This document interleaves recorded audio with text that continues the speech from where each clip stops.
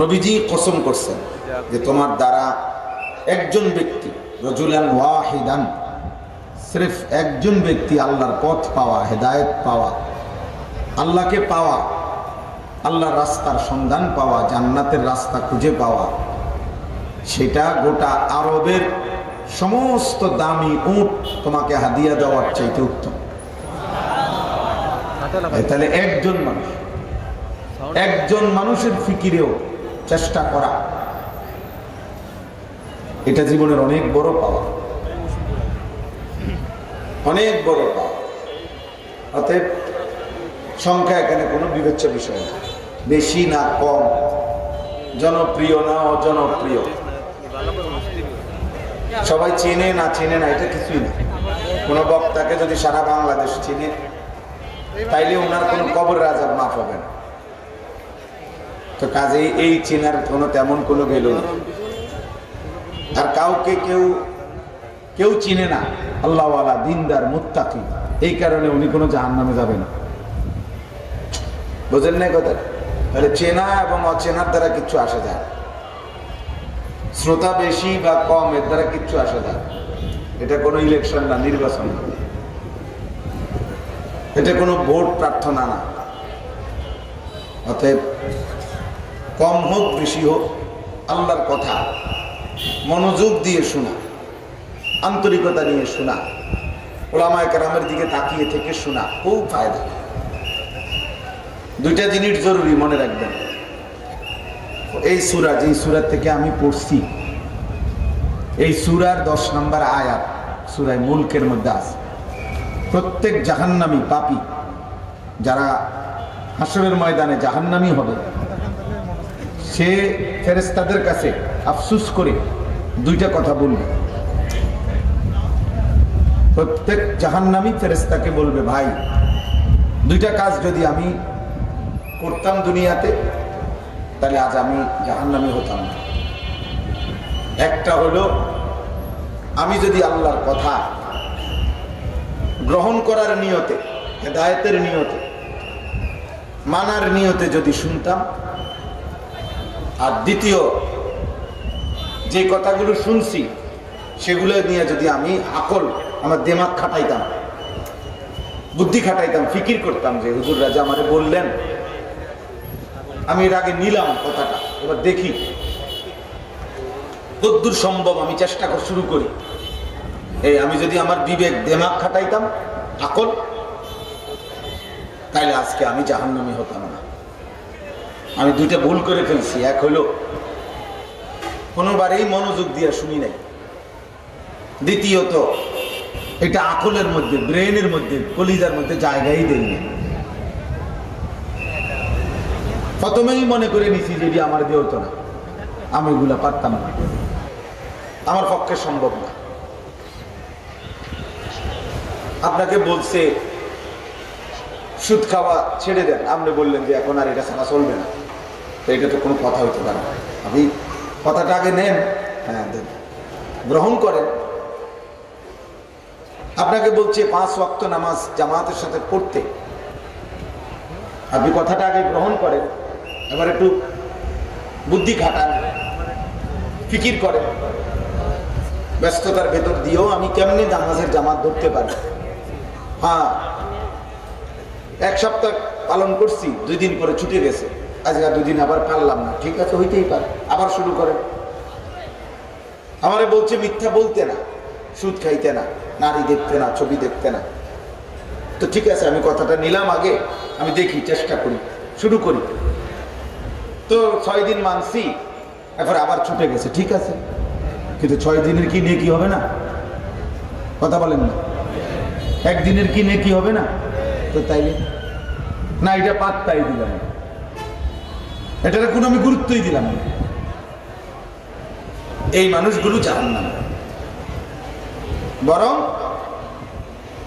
যদি সে কি করত, অকালু লাউ কুন্না নাসমাউ আও নাআকিলু, এই যে কোরআনের আয়াত, জাহান্নামী বলবে, হে ফেরেশতা, লাউ কুন্না নাসমাউ, যদি আমরা শুনতাম, আমি যদি শুনতাম, এই শুনতাম মানে সিমাআ হিদায়াতিন, তাফসীরের মধ্যে আছে হেদায়েতের নিয়তে যদি শুনতাম, মানার নিয়তে, গ্রহণ করার নিয়তে, আও না আকিলু, অথবা যদি আকল খাটাইতাম, ব্রেন খাটাইতাম, যদি বুদ্ধি খাটাইতাম, আমার বিবেকটা যদি একটু খাটাইতাম, ফিকির করতাম যে কেমনে সম্ভব। 10টা বলছে হুজুররা, আমি শুরু করি, দেখি না, আমি 7টা পারিনি, 2টা পারিনি।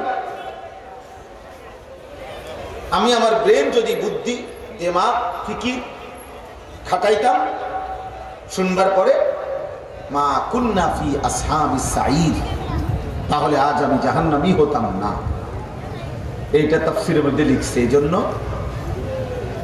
যে প্রত্যেক ব্যক্তির উচিত 1 নম্বরে হলো গ্রহণ করার নিয়তে শোনা, যে আমার জন্য বলতেছে আল্লাহর বিধান, আমি পারবো দেখেই আমার বলতেছে। এখানে কোনো গরু ছাগলের আমন্ত্রণ করা হয়নি। আল্লাহর বিধান,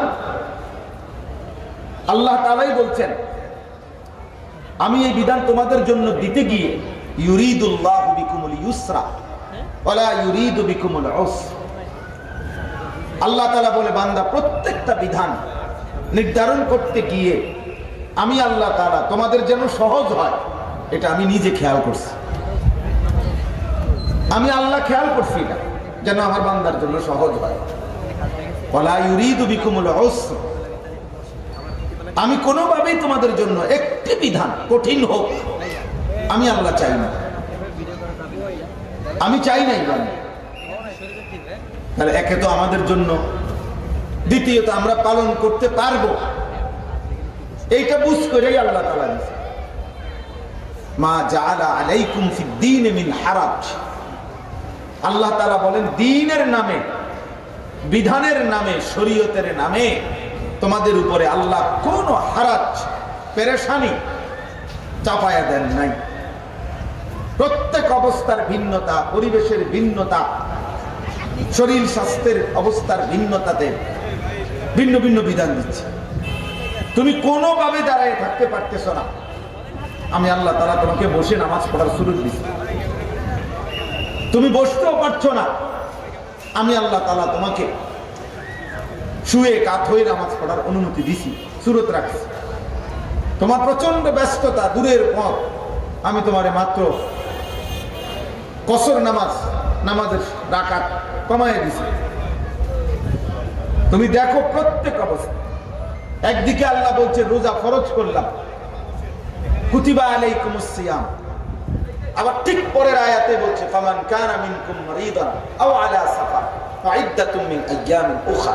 যদি প্রচন্ড অসুস্থ হও, যে অসুস্থতার কারণে রোজা রাখলে বেড়ে যাবে, তোমার বেশি অসুস্থ হয়ে পড়বে, অথবা লম্বা পথের সফর, তোমার দীর্ঘ সফরের কারণে দারুণ কষ্ট হবে, আল্লাহ বলেছে ঠিক আছে, এই কয়টা দিনের রোজা তুমি এখন ছেড়ে দাও, অন্য সময় রেখে নেবে। ফাইদ্দাতুম মিন আইয়ামিন উখরা, গুনে গুনে কয়দিন অন্য সময় রাখো। তাহলে বলেন, আল্লাহ তাআলা আমাদের জন্য বিধানের নামে, দ্বীনের নামে কোনো কঠিন কিছু দেয় না।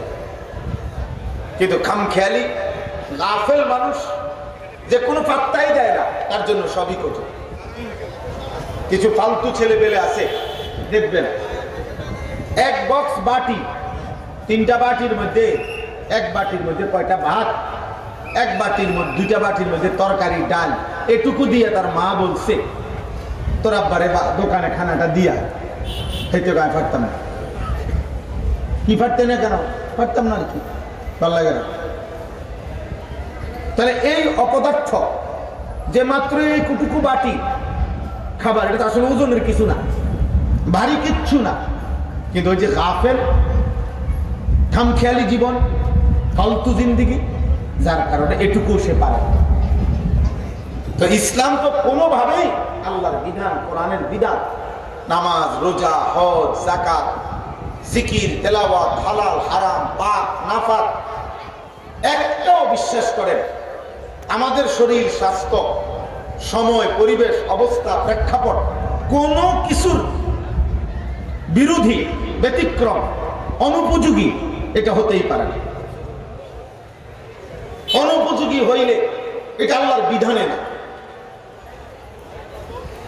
থাকতে পারে। মনে করেন এখানে এশার নামাজ হইল, এখন যারা নামাজ পড়ে নাই, কি কারণ হতে পারে? মনে করেন যে ছেলেগুলো এখানে ঘুরলো, তো ওদের নামাজ না পড়তে অসুবিধা কি? বলেন এই অসভ্যদেরকে, এই বেয়াদবদেরকে কে বুঝাবে? দিনের পর দিন যেই বেয়াদবরা আসমানের নিচে জমিনের উপরে, যার কপালে সেজদা নাই, তার চাইতে নিকৃষ্ট বেয়াদব আর কেউ হইতে পারে না। এই বেয়াদব জন্তু জানোয়ারের চাইতেও নিকৃষ্ট। মানুষের কোন আইটেমে বেনামাজি হয় না। বেনামাজি মানুষের কোন আইটেমেই না। যার কপালে সেজদা নাই, সেজদাবিহীন জীবন জানোয়ারের জীবন। সেজদাবিহীন জীবন কিসের জীবন? জানোয়ারের জীবন, জানোয়ার হাইওয়ানের জীবন, চতুষ্পদ জন্তুর জিন্দেগি। এটাই সত্য। ইনহুম ইল্লা কাল আনআম বাল হুম আযাল্লু সাবিলা। আল্লাহ তাআলা বলেন এদের পরিচয় আর কিছুই নয়, শুধুই জানোয়ার, অথবা তার চাইতেও নিকৃষ্ট কথা, অথবা এর চাইতেও বেশি গুমরা। মানে এক জানোয়ারের যে দুর্বুঝ আছে, মানুষ রূপী এই জানোয়ারের এটাও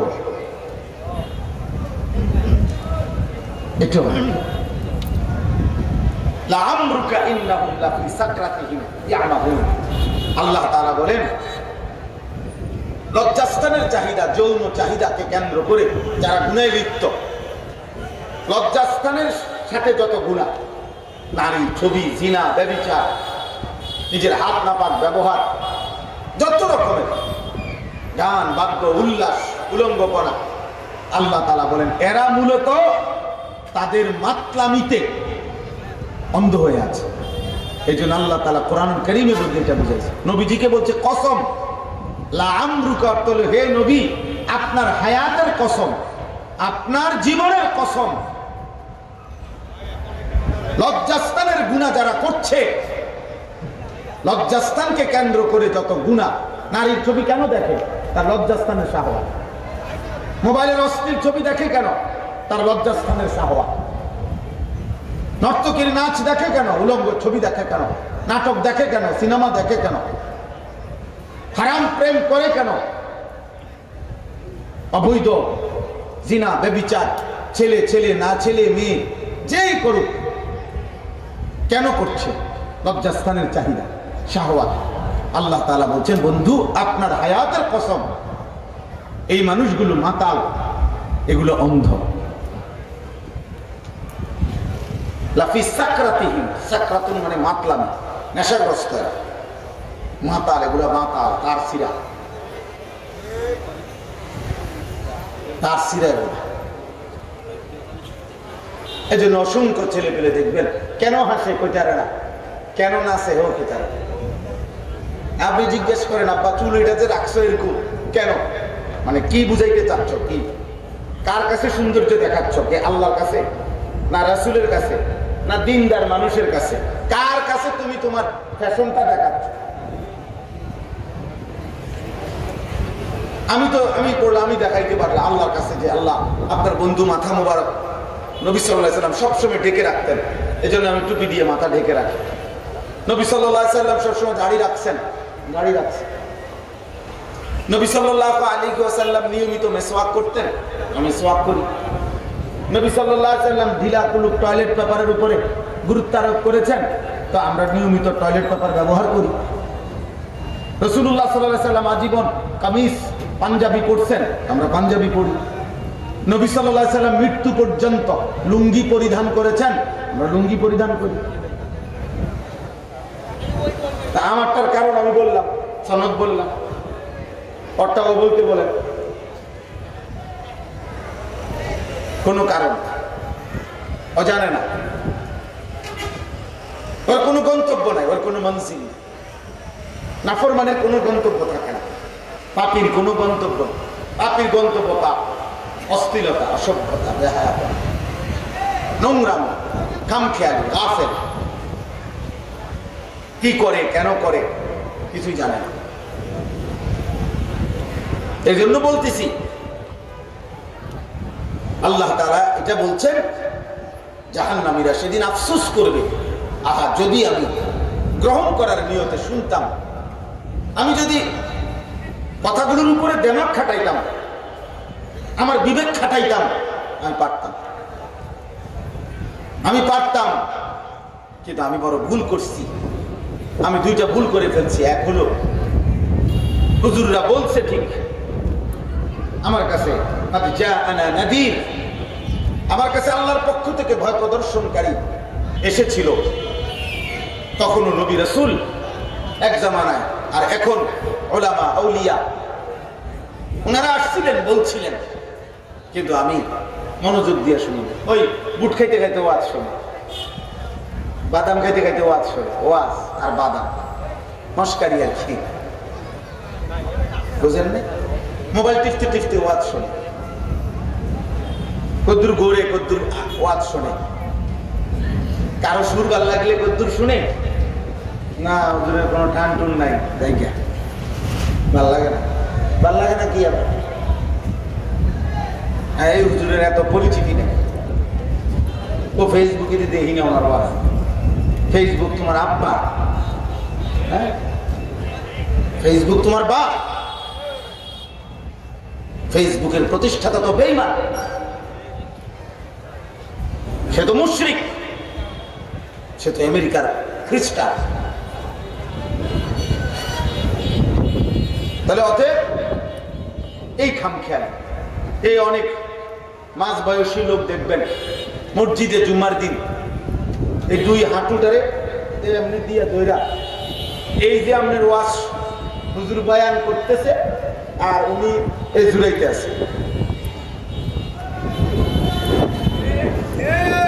ওয়াজ শুনে। হ্যাঁ, এই কাকা আপনি আজীবন বিড়িয়ে খাইবেন, কারণ আপনি যেই ওয়াজের ওয়াজ শুনেন, এই ওয়াজে কোনো মানুষের পরিবর্তন হয় না। আপনি যেমন আছেন এমনই দেখেন, কারণ আপনার ওয়াজ শোনার ডকেতেই না। আপনি বিড়ি খাইতেন না তো কে খাবে? ওরা এই জন্য মসজিদেও যায়, চা দোকানে, টেলিভিশনের সামনে সমান তালে আসলে নামাজ পড়ছে মসজিদে, আবার ঠিক নিয়ম মাফিক রুটিন চা দোকানে বসে টেলিভিশনও দেখতেছে, বিড়িও খাইতেছে, গালিও দিতেছে।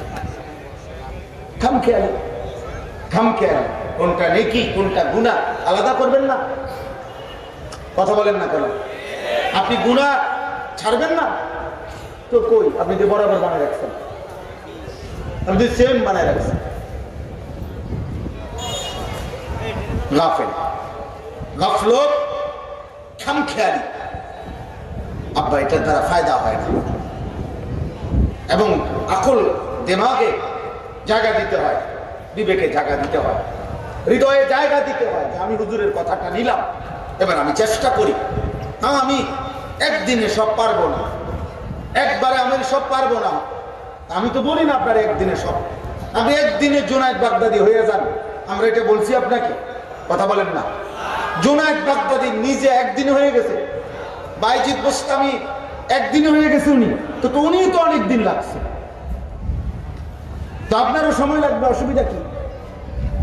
যেই মা তার বাচ্চাকে হাঁটা শিখায়, ছোট বাচ্চাকে, ওই মার যখন সিদ্ধান্ত থাকে আমার বাচ্চা হাঁটা শিখবে, শেখাইতেই হবে, ওই মার বাচ্চাটা প্রথম বারবার পড়ে যায়, আবার মা তুলে দেয়, ও কান্দে শিক্ষারে, কিন্তু মার কত হলো ওরে তো হাঁটা শিখতেই হবে।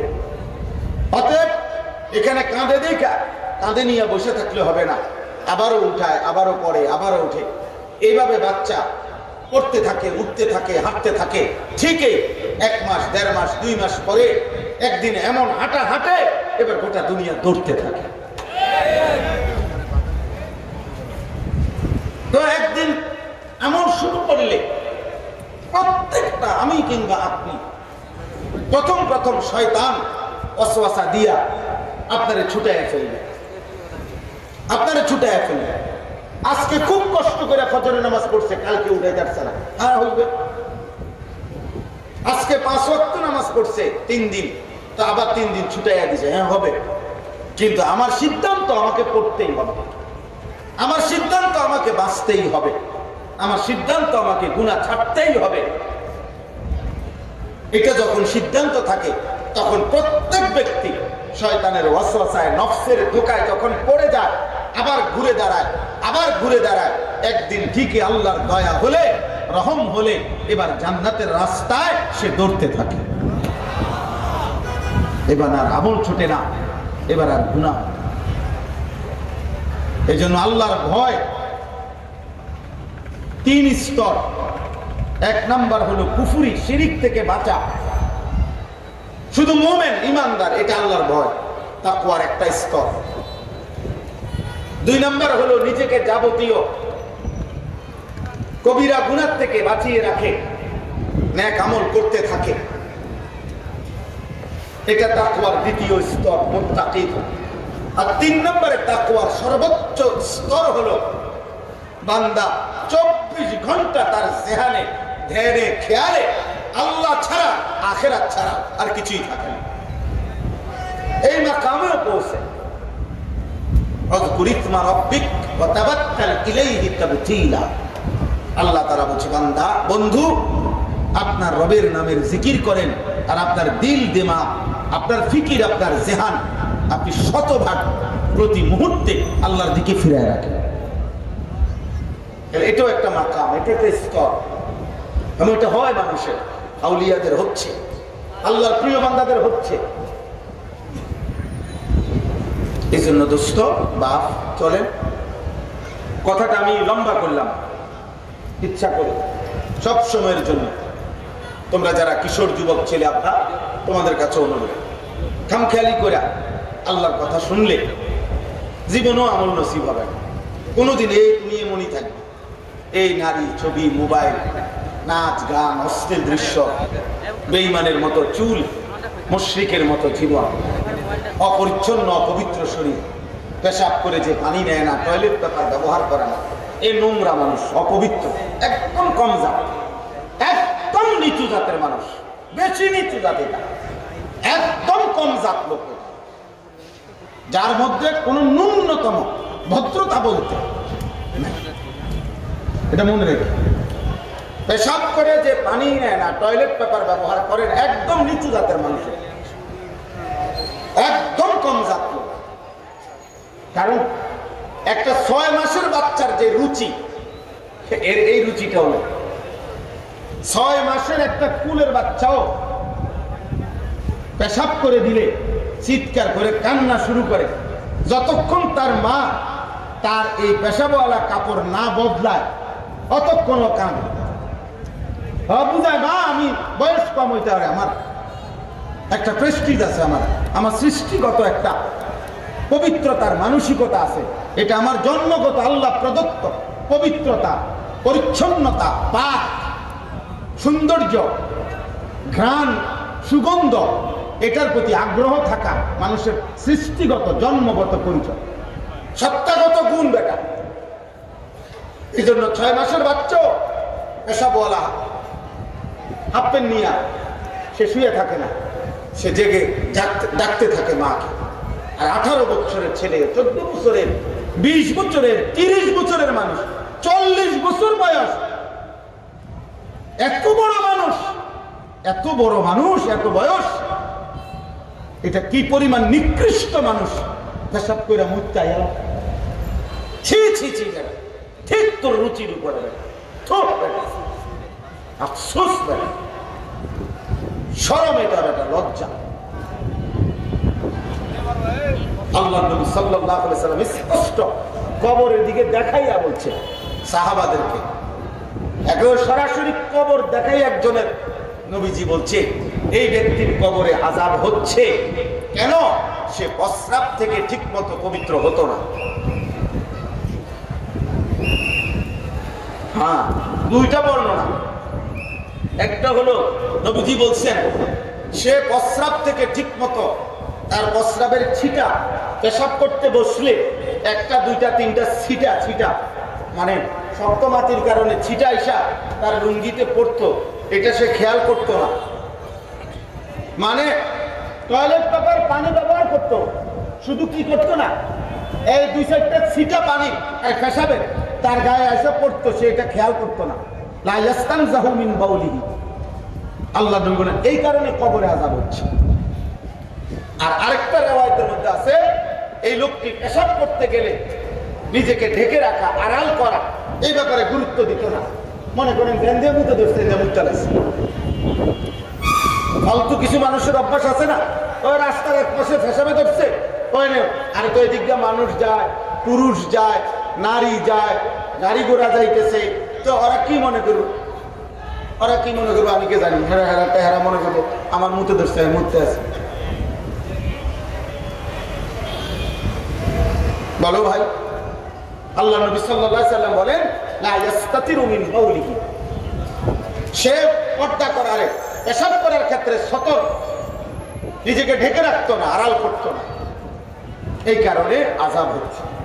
তাহলে বলেন যেখানে প্রস্রাবের 2-4টা ছিটা বেখেয়ালে আয়সা পড়তো, এই কারণে কবরে আযাব হচ্ছে, সেই ব্যক্তি দিনের পর দিন যে পেশাব করে পানি নেয় না, ঢিলা কুলুপ টয়লেট পেপার ব্যবহার করে না আব্বা, তো তার হালাত,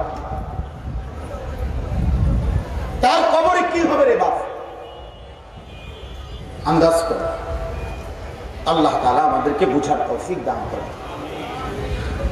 এই সবটা কথা, আবার এই কথাটাই ওয়াকালু লাউ কুননা নাসমাউ আও নাআকিলু মা কুননা ফি আসহাবিস সাঈর। মনোযোগ দিয়ে আল্লাহর কথা গ্রহণ করার নিয়তে শুনতে হবে। আপনি পারবেন, বয়স্ক বাবা আপনাদেরকে বলি আপনারা পারবেন, যুবক ভাই তোমাদেরকে বলি তোমরা পারবা ভাইয়া। ওলামায়ে কেরামের কথা এই নিয়তে, মসজিদের বয়ান, ওলামাদের বয়ান, এই নিয়তে শুনেন যে আমি ইনশাআল্লাহ পারবো। গাফেল না হইলে, আন্তরিকতা নিয়ে মনোযোগ দিয়া ভাবলে, চেষ্টা করলে, আল্লাহর কথাটা গ্রহণ করলে ইনশাআল্লাহ আল্লাহই তৌফিক দেবে। ওয়াল্লাযীনা জাহাদু ফীনা লানাহদিয়ান্নাহুম সুবুলানা। আল্লাহ বলে আমার পথে চলার জন্য, আমি আল্লাহর হুকুম মানার জন্য যে মুজাহাদা করে, সর্বাত্মক চেষ্টা করে, তার সাধ্যে আমি তো করবো আমার সাধ্য মতো চেষ্টা। কথা বোঝেন না? আমরা আমাদের সাধ্য মতো চেষ্টা করব না তো। বান্দা যখন তার সাধ্য মতো আমার পথে চলার চেষ্টা করে, আল্লাহ তাআলা বলেন আমি যদি দেখি তার আন্তরিকতা আছে, তার চেষ্টা আছে, তার মধ্যে ফিকির আছে, তার মধ্যে মেহনত আছে, খোদার কসম আল্লাহ বলেন আমি তার হেদায়েতের অসংখ্য রাস্তা আমি তার জন্য খুলে দেব। এবার সে বাজারে থেকেও জান্নাতের দিকে, এবার সে মসজিদ থেকেও জান্নাতের দিকে, সে ঘরে থেকেও জান্নাতের দিকে, স্বামী স্ত্রীর একান্ত সম্পর্ক, এখানেও সে জান্নাতের দিকে। অফি বুদআ আহাদিকুম সাদাকা। আল্লাহ নবী সাল্লাল্লাহু আলাইহি সাল্লাম বলেন দিন মেনে হালাল পন্থায় স্বামী স্ত্রীর মেলামেশা, এখানেও তোমাদের জন্য আল্লাহর রাস্তায় সাদাকা করার সওয়াব মিলবে, সওয়াব মিলবে। আল্লাহ নবী সাল্লাল্লাহু আলাইহি সাল্লাম বলেন হাত্তা লুকমাতা ফি ইমরাআতি, তোমার স্ত্রীর মুখে ভালোবেসে খাবারের একটা লোকমা, রুটির একটা টুকরা, এক পিস কেক, একটা কলা, একটা কিছু তাকে যে তুমি মুখে তুলে দিলা আদর করে ভালোবেসে, আল্লাহ নবী বলেন এখানেও তোমার সাদাকার সওয়াব, সাদাকার সওয়াব। রাসূলুল্লাহ সাল্লাল্লাহু আলাইহি সাল্লাম আম্মা জান আয়েশা রাদিয়াল্লাহু তাআলা আনহা সহ ওনার স্ত্রী একসাথে খাইতেন। তো হযরত আয়েশা রাদিয়াল্লাহু তাআলা আনহা গোশতের কোন টুকরা কামড় দিয়ে গোশত নিছেন, তো আবার রাখছেন এই বাকিটা আল্লাহ নবী জিজ্ঞেস করতেন আয়েশা কোন পাশ দিয়ে কামড় দিলা? হযরত আয়েশা দেখাইতেন যে এদিক দিয়ে, মনে করেন আল্লাহ নবী ঠিক ওই দিক দিয়ে আবার নিজে মুখ দিয়া কামড় দিয়া আবার তিনি গোশত খাইতেন, স্ত্রীর প্রতি ভালোবাসা দেখাইতেন। হযরত আয়েশা রাদিয়াল্লাহু তাআলা আনহা গ্লাস থেকে পানি পান করতেন, আল্লাহ নবী সাল্লাল্লাহু আলাইহি সাল্লাম জিজ্ঞেস করতেন আয়েশা কোন দিক দিয়ে মুখ লাগাইছো? বলছে এদিক দিয়ে। আল্লাহ নবী আবার ওই দিক দিয়ে নিজে মুখ লাগায়া তিনি পানি পান করতেন, স্ত্রীর প্রতি ভালোবাসা দেখাইতেন। এটা হারাম? কথা বলে না, এটা গুনাহ। তো কি নেকি? সওয়াব, সওয়াব। এ তো হালাল ভালোবাসা, এ তো বৈধ ভালোবাসা। এই জন্য কোনোভাবে আপনারা আমার কথা এতটুকু, এটা ইসলাহী মজলিস, সংশোধনের মজলিস। ইসলাম মানে সংশোধন, সংশোধন মানে মেরামত, মেরামত মানে ঠিক করা। মেশিনটা নষ্ট হয়ে গেছে, মোবাইলটা নষ্ট হয়ে গেছে, সাইকেলটা নষ্ট হয়ে গেছে, রিক্সাটা নষ্ট হয়ে গেছে, তো মানুষ এটা যেমন মেকারের কাছে মেরামত করতে দেয়, তাই না? মানে ঠিক করে দেন। এই মেরামত করা এটারই আরবিতে বলে ইসলাম। এটারই আরবিতে কি বলে বলে? ইসলাম। সংশোধন করা, মেরামত করা, আমার জিন্দেগি মেরামত করা, আমার জীবন সংশোধন করা, আমার একটা একটা নড়াচড়া ঠিক করা, আমার ওযু, গোসল, নামাজ, রোজা, হজ, যাকাত, জিকির, তিলাওয়াত, পাক, নাফাক, রুকু, সেজদা, বাজার, ব্যবসা, ঘর, সংসার, আহার, নিদ্রা, পেশাব পায়খানার পদ্ধতি, সব কিছু আমার জীবনের হারাকাত সাকানাত, আমার জীবনের প্রতিটা স্পন্দন, প্রতিটা নড়াচড়া, প্রতিটা স্থিরতাকে সংশোধন করা, সুন্নাত মোতাবেক করা, ঠিক করা, সুন্দর করা, আরো সুন্দর, আরো সুন্দর, আরো সুন্দর করা। যেমনে করে, যেভাবে করলে যত বেশি সম্ভব সুন্নাত মোতাবেক হইতে পারে, সাহাবায়ে কেরামের মতো হইতে পারে, নবী সাল্লাল্লাহু আলাইহি সাল্লামের তরিকা নির্দেশনা মতো হইতে পারে, এর জন্য প্রতিনিয়ত চেষ্টা করা, এটা ইসলাম। এটা প্রত্যেকের জন্য দরকার। ইসলাম থেকে মুক্ত কেউ নাই। পৃথিবীর সবচেয়ে বড় ব্যক্তি, সর্বশ্রেষ্ঠ মুত্তাকিও ইসলামের মুখাপেক্ষী, মানে সংশোধনের মুখাপেক্ষী। যত বড় পীর হোক, বুজুর্গ হোক, আউলিয়া কুল সর্দার হোক, সাইয়্যিদুল আউলিয়া হোক, আউলিয়াদের সন্তান হোক, সাইয়্যিদুল আম্বিয়া হোক, নবীদের শ্রেষ্ঠ হোক, তিনিও ইসলামের মুখাপেক্ষী। এজন্য আমাদের প্রিয় নবী সাল্লাল্লাহু আলাইহি সাল্লাম, ওনারও বহু জিনিস, ওনার চলা ফেরায় 23 বছরে আল্লাহ তাআলা ইসলাহ করছে। আল্লাহ ঠিক করে দিয়েছেন, বলে দিয়েছেন এটা এভাবে, ওটাও হবে, এটাও হবে। অন্ধ সাহাবী নবীজির কাছে আয়েশা দিন শিখতে, কিছু জানতে চাইছে। আল্লাহ নবী সাল্লাল্লাহু আলাইহি সাল্লাম তখন মক্কার কাফেরদের সাথে কথা বলতেছিলেন, বড় বড় নেতৃস্থানীয় ব্যক্তিদের সাথে, এজন্য একটু দেরি করছিলেন ওই অন্ধ সাহাবীকে বলতে।